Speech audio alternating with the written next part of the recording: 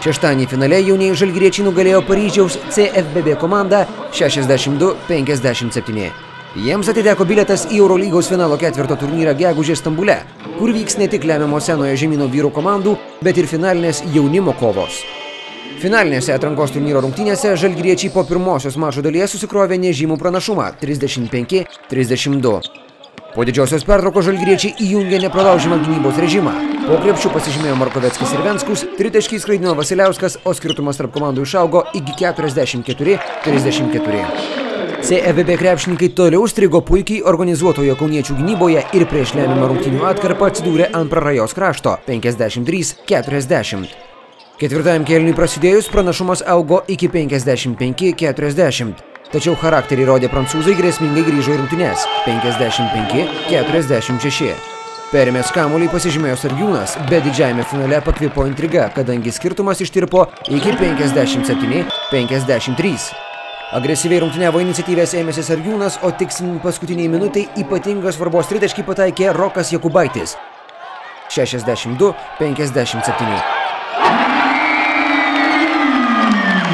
Per likusį laiką žalgiriečiai išlaikė trapų pranašumą ir išsaugojo nugalėtojų taurę Kaune.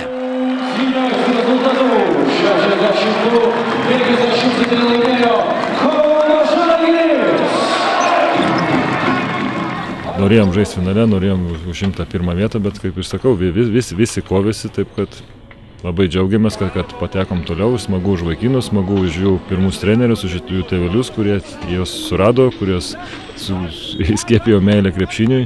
Čia aš jau kartojos gal kiekvienais metais tą patį, bet tikrai reikia tom pasidžiaugti. Turnyras gerai, visų pirma, gerai organizuotas, tai čia ne kiekvienam turnyrą gali žaisti tokioje arenoje, taip kad didžiausias pagarba Žalgiriui, kad tu sugeba organizuoti tokioje arenoje tokį turnyrą.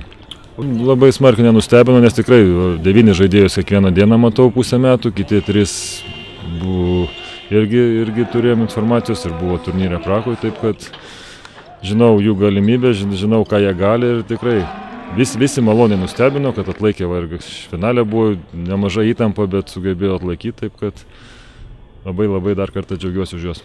Malonu, kad patekom į superfinalą, kuris vyks Stambule. Tikrai bus daug patirties įgausim tam turnyrą ir šiaip tikrai matys daug žmonių, kurie supranta apie krepšinį. O apie asmeninį rezultatą tikrai malonu, įvertina tavo darbą kažkas ir stebi varžybas ir vis tiek. Ir treneriai tikrai daug davė žaidybinio laiko, tiek kamulio, su kuriuo galėjau įmesti taškus, padėti draugams įmesti. Tikrai labai malonu iš visų pusių. Ir čia jau antrus metus išėjimas